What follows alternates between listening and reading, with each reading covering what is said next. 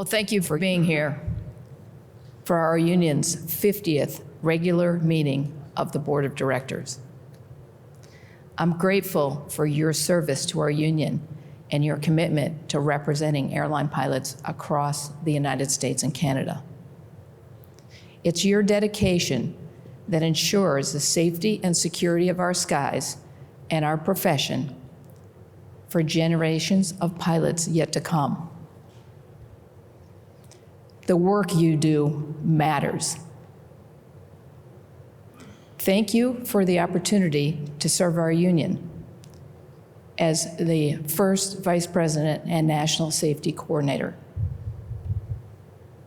It's been an honor to do work on behalf of our pilots. It's my privilege to report to you on the many issues that ALPA's Air Safety Organization has been engaged with since we took office. I'll try not to drone on, sounding like Charlie Brown's teacher, but it's important to report these highlights so that you're aware of what your union continues to do on behalf of you and ALPA members you represent.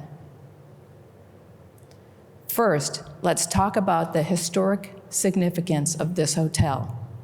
It was here at this hotel 80 years ago in 1944 that the Chicago Convention met to establish ICAO, the International Civil Aviation Organization. Much of what we do has tentacles to that historic event. Last year, we held our Air Safety Forum in this very hotel, which was a huge success in attaining the overall goals of this event. Establishing a forum for open dialogue among our industry partners and stakeholders in all aspects of safety, security, pilot assistance, and jump seat, and providing ALPA an opportunity to recognize individuals who have demonstrated exceptionalism within our profession and outstanding leadership within our union. Having led the planning and preparation for last year's and this year's forum, I can attest to the immense work from our pilots in the Air Safety Organization, or ASO, along with our ALPA staff in hosting this important ALPA member and aviation stakeholder event. Last year, among our keynote speakers were Tyler Brooks, Director of Medicine for Transport Canada, as well as Andy Cook, who held the position of Associate Director General, Civil Aviation at Transport Canada. This year in Washington, D.C., FAA Federal Air Surgeon Susan Northrup was in attendance. FAA Administrator Michael Whitaker opened the forum, and NTSB Chair Jennifer Homendy delivered a mic drop speech that brought the house down. At this year's forum, we focused on the existential threat to ALPA's core safety mission, reduced crew operations.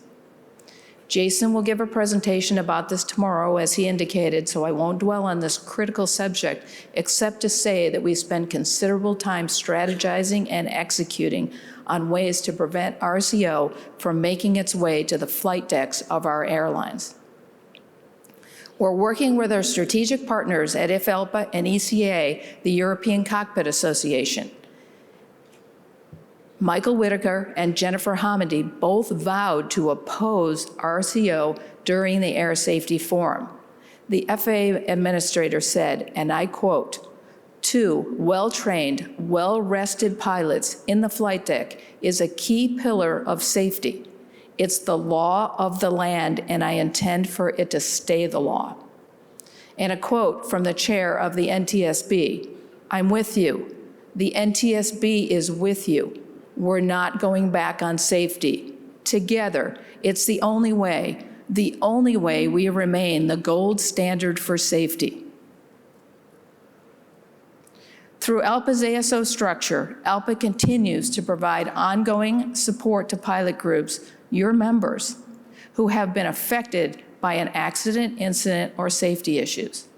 The breadth of the work of the ASO safety structure is expansive, and you'll hear from ASO committee chairs coming up later this week. but I want to mention 4 events that have occurred since the ALPA BOD last convened that are real-life examples of how we assisted ALPA members, your members, and aptly demonstrates the power of our union. In November of 2022, Flair Airlines Flight 501, a 737-800 arriving from Vancouver, encountered directional control issues upon landing at Kitchener-Waterloo International Airport. The aircraft did not decelerate as expected, resulting in an overrun by approximately 500 feet with minor damage to the left engine and no injuries. ALPA was an observer to the investigation supported by our Accident Investigation Board and the Engineering and Air Safety Department. In December 2022, Hawaiian Flight 35, an A330, flying from Phoenix to Honolulu, encountered severe turbulence. 20 people were taken to local hospitals with 6 people suffering serious injuries. ALPA is a party to the investigation in that accident, which included working with the NTSB to develop an understanding that would ensure the protection of audio recordings from interviews. You've likely heard about the event with FedEx and Southwest already. In February of 2023 in Austin, FedEx Flight 1432 and Southwest Flight 708 nearly collided when both aircraft were cleared to land and take off at the same time from the same runway. The NTSB's final report revealed that a lack of critical safety technology and assumptions made by an air traffic controller led to the near disaster. The NTSB emphasized the need for improved systems to alert both controllers and pilots to potential conflicts on the runway. Once again, ALPA was a party to this investigation and drafted a submission to the NTSB highlighting ALPA's findings and recommendations. NTSB Chair Hamady specifically recognized the 2 FedEx pilots, Captain Hugo Carvajal and First Officer Rob Burdine, for their critical role in averting disaster. Captain Carvajal and First Officer Burdine received the ALPA Superior Airmanship Award at this year's Air Safety Forum. ALPA Communications took the opportunity to host a press conference as well as set up exclusive interviews with CNN and CBS, bringing vast media attention to the excellent work of our pilots and amplifying our message. Another headline event, in January 2024, Alaska Flight 1282, carrying 171 passengers, 4 cabin crew, and 2 flight crew members on board, suffered a rapid decompression when the left mid-cabin door plug departed the aircraft shortly after takeoff from the Portland airport. The crew declared an emergency and returned to the airport for a safe landing with no injuries. Captain Steve Jangelis, ALPA's ASO Aviation Safety Chair, served as ALPA's spokesperson at the recent NTSB investigation hearing to which ALPA was a party. He was assisted by the Alaska MEC investigation team and staff from the Engineering and Air Safety Department. ALPA's questions to the witnesses shed light on the operational and human factors that were critical in ensuring the safe outcome of this event, as well as highlighting the importance of having 2 pilots on the flight deck to save the day. Alaska Flight 1282, represented by First Officer Emily Whiprud, also received the ALPA Superior Airmanship Award at the Air Safety Forum in September. All of these instances, ALPA's expertise and resources were available to support the affected pilots after the event and throughout subsequent investigation. Other achievements of ALPA advocacy includes the ProPilot 2024 FAA reauthorization bill. One of the many wins in that legislation is expanded protections against FAA certificate action and employer discipline related to cockpit voice recordings. I highlight these to give you an idea of the variety and scope of situations for which ALPA's ASO committee members and staff regularly provide support. On the security front, the October 2023 attack on Israel changed the security landscape for carriers operating in that part of the world. Our Aviation Security Committee has been diligently monitoring the security challenges posed by the conflict in the Middle East. ALPA's security structure was actively involved in working with their respective companies for the successful evacuation of Air Canada and United crews, families, and other employees who were stranded in Tel Aviv. Unfortunately, the situation continues to escalate. While some carriers resumed service in the region for a short period of time, no ALPA pilot group is currently flying to Tel Aviv due to the volatile situation. Our security structure remains vigilant, closely monitoring developments on the situation, as well as others, including the ongoing conflicts in the Middle East and Ukraine with regard to GPS jamming and spoofing. Reports of GPS interference has become more common, and issues related to cybersecurity in general. TSA's implementation of the RAPBAC system in the U.S., which provides continuous criminal history vetting. ALPA continues to voice concerns to the TSA about how airline managements could misuse this system. Our priority is to ensure that the TSA implements RAPBAC in a way that respects our members' rights and protects their privacy. And unruly passengers. ALPA has hosted 2 in-flight crime symposiums since the board last met. Representatives from the TSA, FBI, the Federal Air Marshal Service, the Airport Law Enforcement Agencies Network, and the United States Office of the Attorney General, as well as representatives from various frontline transportation employee groups, have participated, helping to address some of the disturbing trends we're seeing on our flights. Another important ASO pillar is pilot assistance. The outstanding work of our Pilot Assistance Committee has continued to support the well-being of our pilots and their families. We recently hosted ALPA's Pilot Peer Support Symposium, which focused on pilot mental health, a topic that continues to be an ALPA priority. At the symposium, Dr. Susan Northrup emphasized the importance of education, early intervention, and evolving standards in addressing mental health within the aviation community. Along those lines, ALPA's ongoing Are You in the Green campaign, which launched in May, is an initiative conceived and implemented by the Pilot Assistance Team, designed to raise awareness about pilot mental health issues. ALPA has been a leader in the area, notably Captain Travis Ludwig, as Jason talked about, our Pilot Assistance Chair, co-chairing the FAA's Mental Health and Aviation Medical Clearances Aviation Rulemaking Committee, see, I said it better, earlier this year, and successfully advocating for aeromedical reforms in the 2024 FAA reauthorization law. We're making sure that every pilot knows they're not alone and their union stands ready to support them. In Canada, ALPA continues to advocate for safety and security advancements with Transport Canada. ALPA is engaging on important issues for our Canadian pilots, including improving delays with medical certifications. ALPA continues to press Transport Canada to maintain flight time, duty time regulations, including opposing a request from one carrier to allow for 7 continuous days of duty.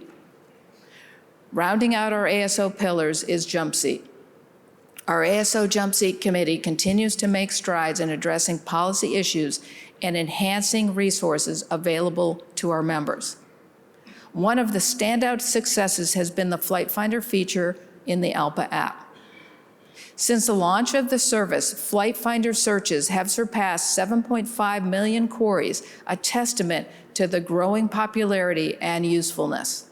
In July alone, 292,220 searches were logged, setting a new monthly record.